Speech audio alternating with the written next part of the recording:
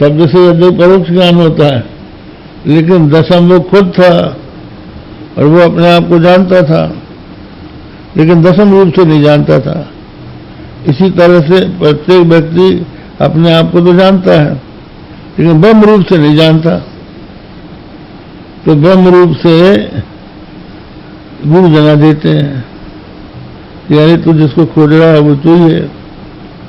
बस इस बात को समझ लेना जो है, ये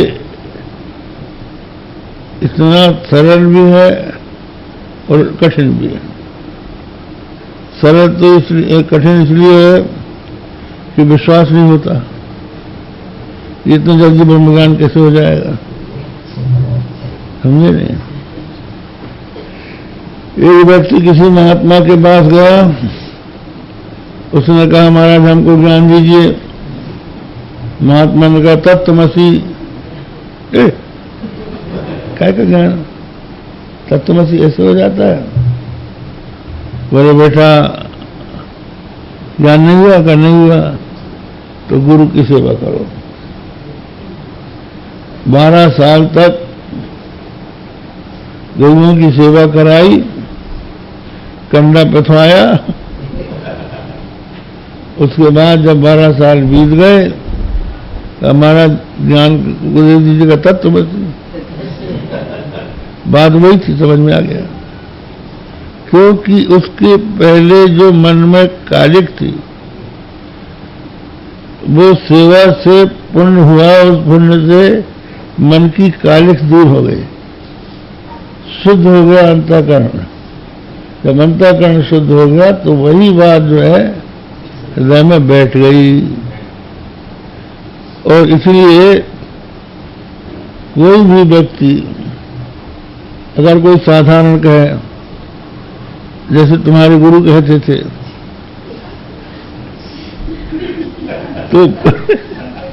तो विश्वास नहीं हो रहा है। यही ये क्या जाने, ये खुद ही दुखी है, हमारा अज्ञान कैसे दूर करेगा। तो जब कोई महात्मा कहेगा न नरेणा मरेणा प्रोक्त सविज्ञ, अवर नर के द्वारा ये जो आत्मा है इसको अगर कहा भी जाए तो ये सुविज्ञ नहीं होता।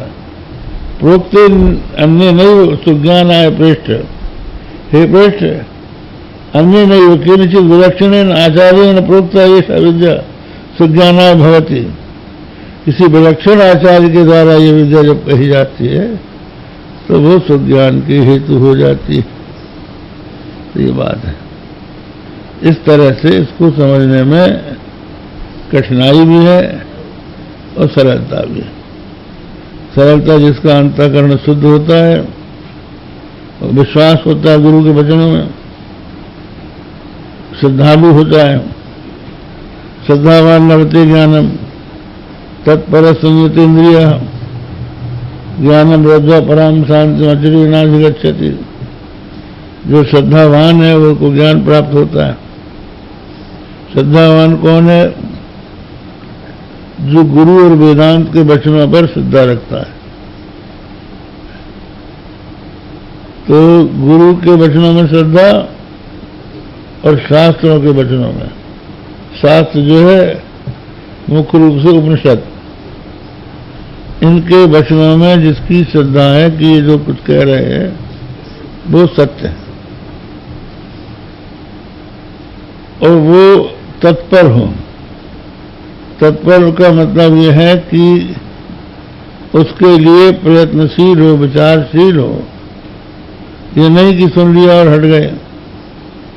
जब तक कि उसका बोध न हो जाए तब तक बारंबार उसका श्रवण करें, बारंबार विचार करें और उसके बाद संयत इंद्रियों को अपने वश में रखें। क्योंकि इंद्रियों को यदि वश में नहीं रखेगा तो विषय भोग में फंस जाएगा, वहां तक पहुंचेगा ही नहीं। से तत्पर संयत इंद्रिया। फूटे घड़े में अगर आप दूध भरोगे वो बह जाएगा। तो तुम्हारा शरीर जो है ये घट है, इसमें जो इंद्रियां ये छेद हैं, इनको बस में नहीं रखोगे तो फूटा घड़ा, ये बह जाएगा ज्ञान। तो इसलिए इंद्रियों को अपने बस में रख के तत्परता पूर्वक साधना करने से, साधना यही है, श्रोत्रिय ब्रह्मनिष्ठ सदगुरु के पास जाकर श्रद्धा पूर्वक वेदांतों का श्रवण, मनन और निधिध्यासन। बस ये नहीं कि अपने यहाँ से गए और भूल गए, बाद में विचार करना चाहिए कि हम क्या सुन के आए हैं, क्या इसका अर्थ है। तो उसका विचार करते हुए, मनन करते हुए, फिर उसका अभ्यास, क्योंकि बहुत जनों का मन में आग्रह बढ़ा हुआ है। निधिध्यासन कहते हैं विजातीय प्रत्ययांतरित सजातीय प्रत्यय प्रवाही करणम निधिध्यासन। विजातीय प्रत्यय से रहित सजातीय प्रत्यय का प्रवाही करण ही निधिध्यासन है। तो ये जन्मांतर से भेद में बुद्धि लगी हुई है वेदवादियों के बाद। पहले तो सबसे बड़ी बात यह है कि जैसे वो दशमत तमस्य वाले थे, वो कहते थे दशम नहीं है, तो पहले सबसे गुरु कहते हैं कि ब्रह्म है। दशम भी ब्रह्म है ना, ब्रह्म है। कहाँ कैसे प्रमाण? कसत्यम ज्ञानमनंतम ब्रह्म।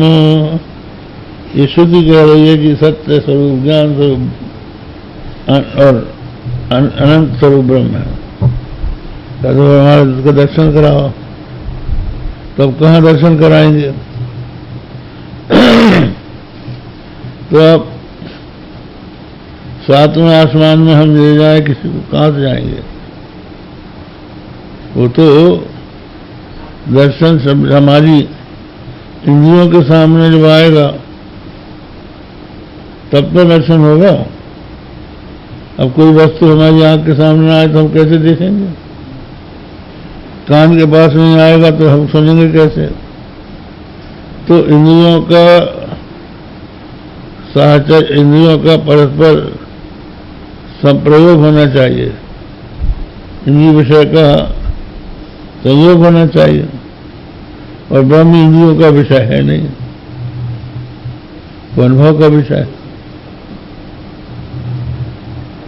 एक महात्मा थे, किसी जिज्ञासु को समझा रहे थे कि ब्रह्म और जीव एक ही हैं। वो कहने लगा कि पहले आप ब्रह्म और जीव दोनों को अलग अलग करके दिखाओ, फिर हम सुनेंगे कि एक है कि दो है।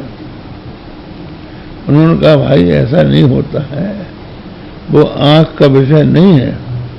फिर बिना आप देखे हम कैसे कह रहे हैं? उन्होंने एक थप्पड़ लगाया उसको, तो थप्पड़ लगाया तो एकदम थाने चला गया वो।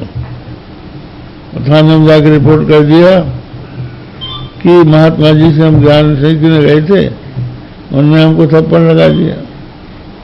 तो दरोगा आ गया महात्मा जी के पास, कहने महाराज जी आपने इसको मारा? क्या क्यों? ये कहता है कि हम ज्ञान पूछने गए थे, इन्होंने हमको थप्पड़ लगा दिया।